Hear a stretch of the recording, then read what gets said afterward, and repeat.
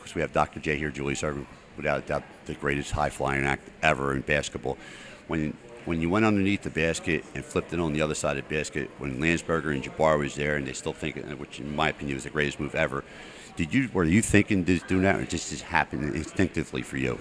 I think it happened instinctively. It was more a matter of probably replicating something that I had done on the playground before, and I think just the pressure of the moment, that it was in the finals, and it had a little bit of extra hang time there, and the fact that the ball went in. There was really no contact with any other players, so we represented an assault on the basket, elevation, holding the ball out of bounds, bringing it back in, almost changing direction in midair, and falling while moving away from the basket. That's probably what made it the highlight that it is, and it wasn't planned. It definitely wasn't planned. You won a championship at the ABA, a couple of them with the New York Nets. In fact, the last year of the ABA, you won a championship down there. How gratifying was it to not only win the ABA championship, but winning in '83 with the 76ers? How gratifying was that for you? Well, to win championships in both leagues, I don't know if there's any other players who experienced that. If so, certainly not, with the same stage. Once again, playing the Nuggets for the last ABA championship, when they had David Thompson and Dan Issel and the two future Hall of Famers, was quite an accomplishment for me and for the Nets and the guys who I played with on the Nets, John Williamson, Brian Taylor, and others. So if that was going to be it at the end of the day, it probably would have been enough for me, but I don't think it was enough for our followers or our fans. So I think the winning the championship in 1983 with the 76ers was a validation of sorts, and probably it just changes everything. It just changes everything. You chase something, and at the beginning of the season you set winning the championship as your goal. So to come up short, to come in second place, it's not good enough. You have to get over the hump, and fortunately I was able to do that at the tender age of 33, and still play 4 more seasons and be competitive and contend for those next 4 seasons.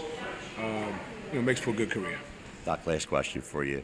I know you've played with some of the greatest players of all time. In fact, Magic Johnson in 1980 come in the spectrum and won Game 6 with Jabbar was out. But in your opinion, who's the greatest player that you played against? Well, I'd say that if I were going to start a franchise today, I know I'd have my center position covered if I started with Kareem Abdul-Jabbar. The longevity of his career, night in and night out, what he was able to do.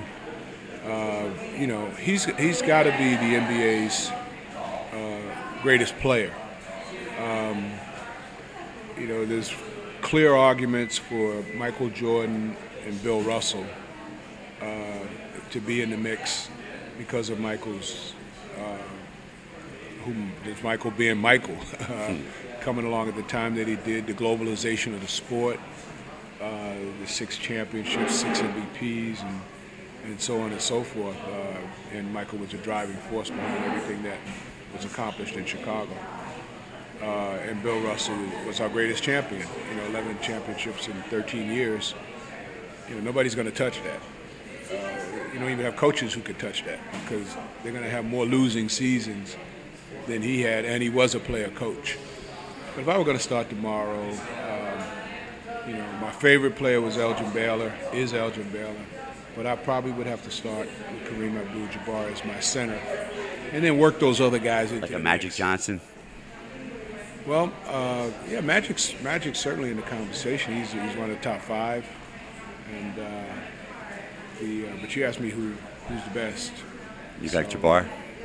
Kareem Abdul-Jabbar Money in the Bank is the best player in NBA history. Great. Well, Doc, I want to thank you so much for your time to come down here and give us this interview.